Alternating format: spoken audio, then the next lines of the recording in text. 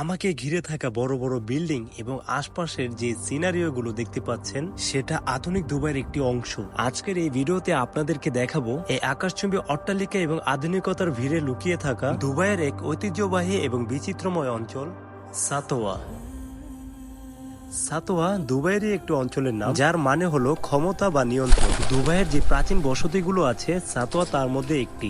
এর অবস্থান বার দুবাই এবং জুমেরার মাঝে। প্রথম দিকে এখানে বসবাস করত স্থানীয় আরো বেদুইন পরিবার। তারা ছিল মাছ ধরায়, মুক্তা সংগ্রহে এবং খেজুর চাষে নিয়োজিত। 1970 সালের পর থেকে, বিশেষ করে তেল আবিষ্কার হওয়ার পর দুবাইতে দ্রুত উন্নয়ন শুরু হয়। এই সময়ে প্রচুর বিদেশি শ্রমিক আসতে থাকে, বিশেষ করে বাংলাদেশ, ভারত, পাকিস্তান ও ফিলিপাইন্স থেকে আসা শ্রমিকরা সাতোয়াতেই প্রথম বসতি গড়েন তারা। এর কারণ ছিল সাশ্রয়ী ভাড়া, কেন্দ্রীয় অবস্থান, কাজের জায়গা থেকে সহজে যাতায়াত। সাতোয়া তখন হয়ে উঠেছিল এক শ্রমজীবী শহর, যেখানে সকাল থেকে গভীর রাত পর্যন্ত চলত পরিশ্রম আর জীবন সংগ্রামের কাহিনী। সময় যতই গড়িয়েছে, সাতোয়া রূপ নিয়েছে একটি বহুজাতিক সাংস্কৃতিক কেন্দ্রস্থলে। এখানে ভারত, পাকিস্তান, ফিলিপিনো এবং আমাদের বাংলাদেশি অনেক ব্যবসা প্রতিষ্ঠান রয়েছে। রাতের বেলা সাতোয়া হয়ে ওঠে আরো বেশি জমজমাট। এইখানে বসবাসরত মানুষগুলো সারাদিন পর তাদের কর্মস্থল থেকে যখন তারা বাসায় চলে আসে, বাসায় পড়ে থাকা যাবতীয় কাজ সেরে তারা চলে আসে বাহিরে। আসার পরে তারা ব্যস্ত হয়ে পড়ে তাদের পরিচিত মুখগুলোর সাথে একটু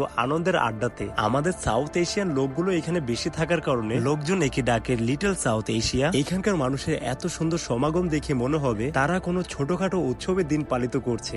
সরকার চায় এই এলাকা যেন আধুনিক হয়, কিন্তু যারা এখানে বছরের পর বছর ধরে বসবাস করছে তাদের জীবনযাপনও যেন বজায় থাকে সে চেষ্টাও করে যাচ্ছে।